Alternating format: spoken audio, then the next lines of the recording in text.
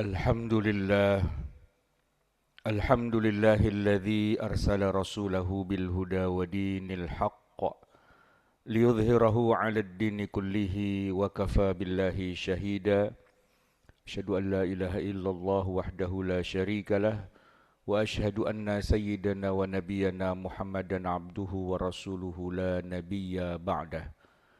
Allahumma fasalli wa sallim wa barik على هذا النبي الكريم محمد وعلى آله وصحبه أجمعين أما بعد فيا أيها المسلمون رحمكم الله فإني أوصيكم ونفسي بتقوى الله وطاعته فقد فاز المتقون يقول ربنا عز وجل في كتابه الكريم أعوذ بالله من الشيطان الرجيم بسم الله الرحمن الرحيم فإذا قضيتم الصلاة فاذكروا الله قياما وقعودا وعلى جنوبكم فإذا طمأننتم فأقيموا الصلاة إن الصلاة كانت على المؤمنين كتابا موقوتا.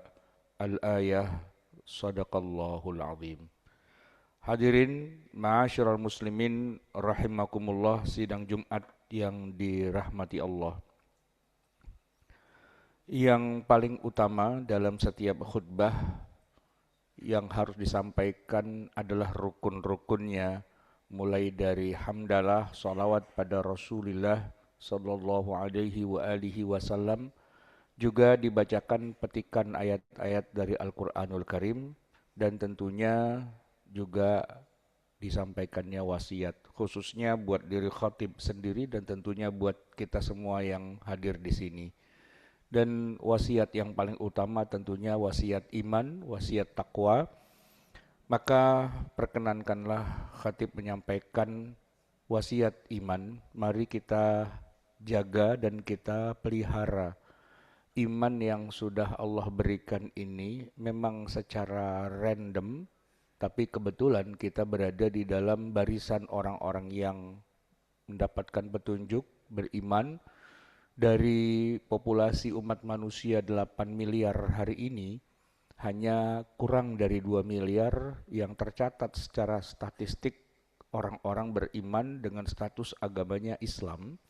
Dan semoga kita termasuk di dalam orang-orang yang nantinya akan dipanggil oleh Allah dalam keadaan beriman, dalam keadaan husnul khatimah. Amin amin ya rabbal alamin. Jamaah sekalian yang dirahmati Allah, pesan wasiat yang berikutnya adalah mari kita mengerjakan ibadah sholat 5 waktu, yang mana sholat ini akan dipertanyakan di awal ketika kita menghadap Allah. Memang di alam kubur itu dalam hadis disebutkan akan ditanya 3 hal. Tapi ini lebih merupakan pertanyaan basa-basi kalau buat kita. Mungkin buat orang yang tidak beriman itu jadi masalah. Kita akan ditanya siapa Tuhan kita, dan sebenarnya itu basa-basi saja. Ya, kita akan menjawab Allah. Siapa Nabi kita? Muhammad. Apa agama kita? Islam. Tidak ada masalah dengan pertanyaan itu karena kita memang sudah yakin dan hidup sepanjang hayat kita dengan keyakinan itu. Kalaulah ditanya malaikat 3 hal itu, maka itu masalah basa-basi saja. Tetapi yang tidak ada basa-basinya adalah catatan dari amal kita, dan amal itu banyak. Satu persatu akan kita dimintai pertanggungjawaban, dan yang paling utama adalah sholat 5 waktu. Nah, sholat 5 waktu ini jamaah sekalian, selain wajib untuk dikerjakan dan akan diperiksa satu persatu, juga pemeriksaannya terkait dengan bagaimana apakah sholat ini sudah memenuhi syaratnya. Karena di dalam Al-Quran dan juga di dalam hadis, semua syarat sholat itu sudah disebutkan satu persatu. Jadi tidak mentang-mentang kita sudah sholat, berarti kita sudah gugur kewajibannya, belum tentu. Ini juga yang akan diperiksa.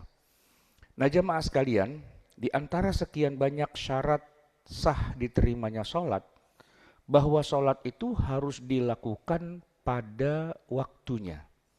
Inna sholata kanat 'alal mu'minina kitaban mawquta. Sungguhnya sholat itu bagi orang-orang mukmin itu adalah kewajiban yang ada jadwalnya, ada waktunya. Kalau kita breakdown ayat ini jamaah sekalian, sholat 5 waktu itu tidak sah, tidak diterima kalau kita kerjakan sebelum masuk waktunya. Sholat Jumat itu tidak sah kalau dikerjakan jam setengah 10 pagi. Walaupun kita khutbahnya panjang, bacanya Yasin dan sebagainya, tapi tidak sah karena belum masuk waktu. Nah, sedangkan sholat itu apabila sudah habis waktunya dan kita belum mengerjakannya, kita juga punya masalah. Masalahnya ya karena kita dianggap meninggalkan kewajiban sholat pada waktunya.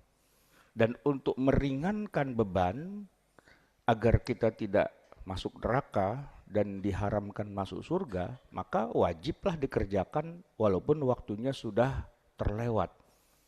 Nah jamaah sekalian, agar kita tidak terkena masalah seperti itu, sholatlah di dalam waktunya. Waktu sholat itu yang 5 sebenarnya satu dengan yang lain saling bergandengan. Sholat zuhur itu waktunya panjang. Tidaklah habis waktunya kecuali dengan datangnya waktu asar.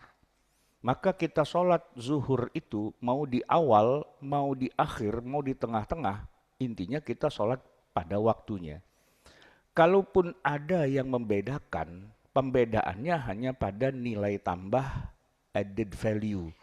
Pahalanya lebih banyak, pahalanya lebih sedikit.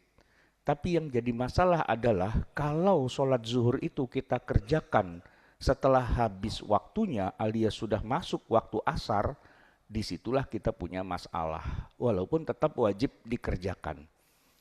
Nah jamaah sekalian yang dirahmati Allah, namun begitu kadang-kadang ada kasus di mana kita seharusnya mengerjakan sholat, tapi ada syarat yang lain yang belum bisa terpenuhi.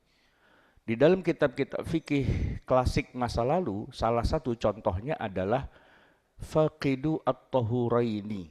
Seseorang yang tidak bisa mendapatkan air sekaligus tanah. Jadi dia tidak bisa wudhu dan tayamum sekaligus.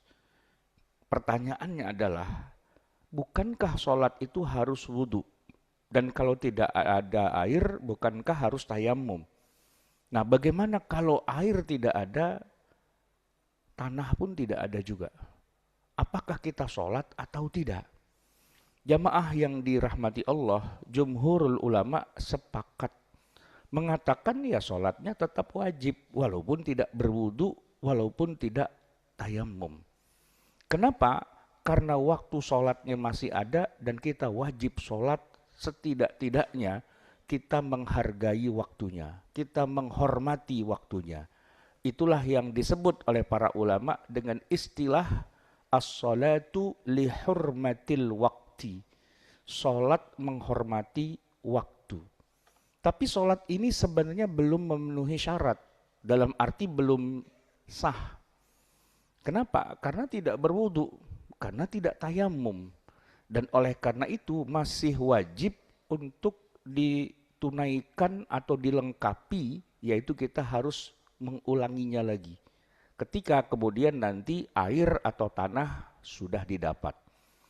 Di zaman sekarang ketika kita di atas kendaraan yang mana kita tidak bisa turun, misalnya naik pesawat, naik kereta, pada saat subuh, di mana pesawat itu tidak bisa berhenti sembarangan, kita akan kehilangan banyak syarat dan rukun.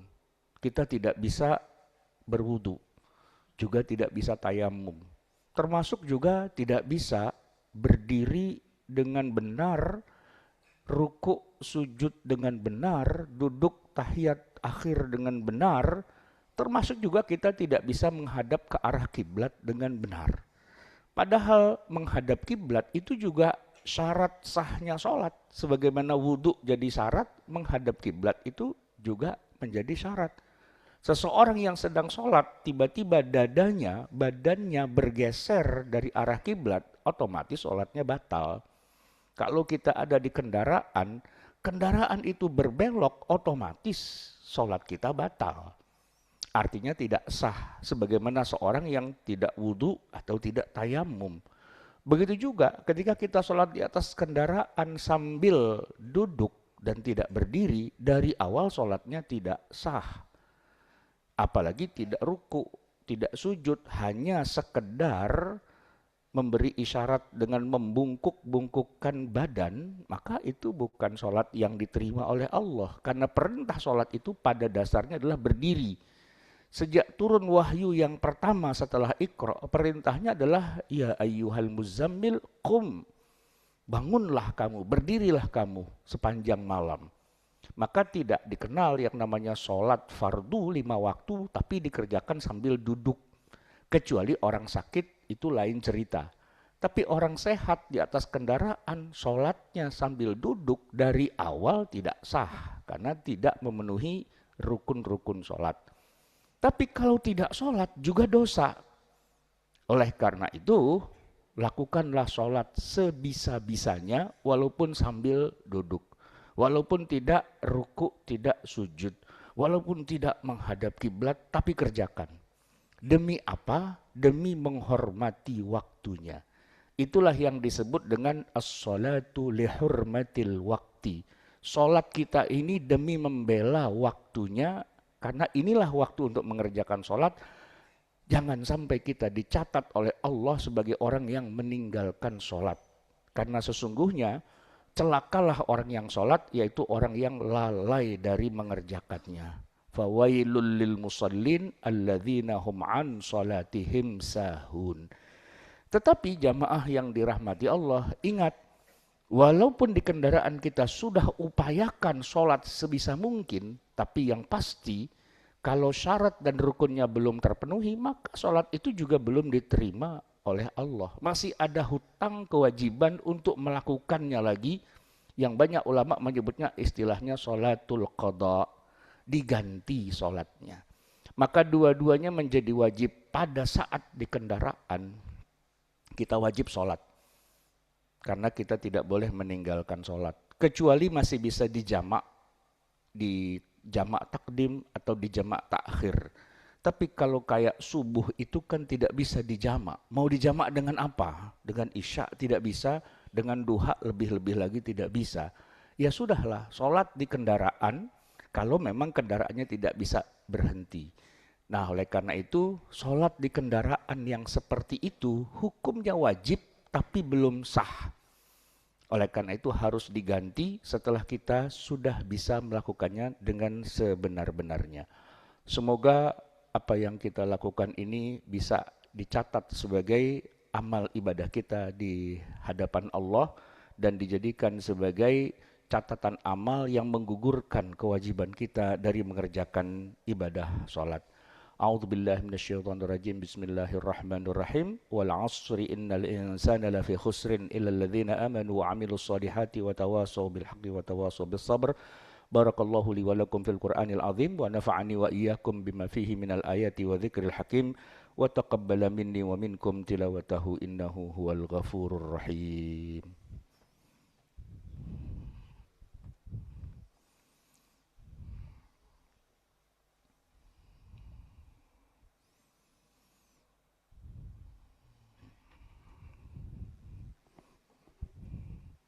Alhamdulillahi rabbil alamin.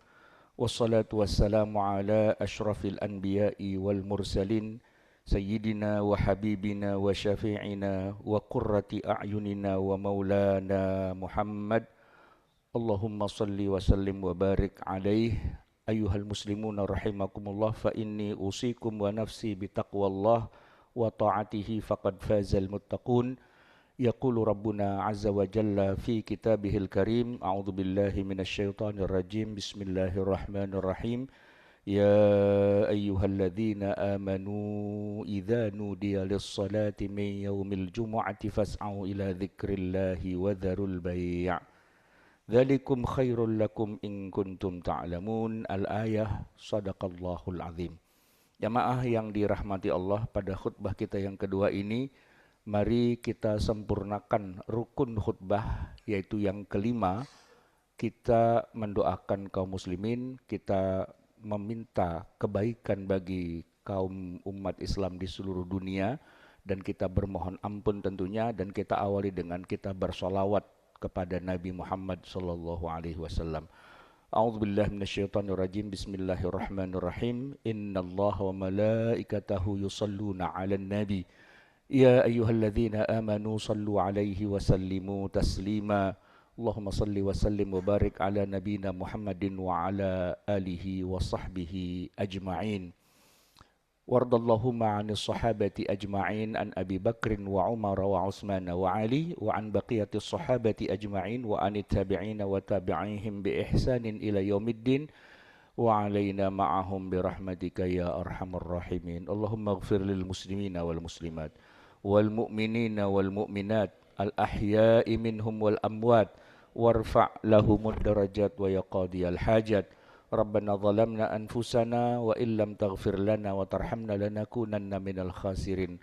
Rabbana amanna bima anzalta wa taba'na ar-rasula faktubna ma'asy syahidin. Rabbana la tuzigh qulubana ba'da idh hadaitana wa hab lana min ladunka rahmatan innaka antal wahhab. Rabbana atina fid dunya hasanah wa fil akhirati hasanah wa qina adzabannar. Sallallahu ala nabiyyina Muhammadin wa ala alihi wa sahbihi ajma'in. Ibadallah, innallaha ya'muru bil adli wal ihsan wa ita'i dzil qurba wa yanha 'anil fahsya'i wal munkari wal baghi ya'idzukum la'allakum tadhakkarun. Fadhkurullaha 'azima yadhkurukum wa lan yastajib lakum wa la dzikrullahi akbar wallahu ya'lamu ma tasna'un. Aqimis shalah.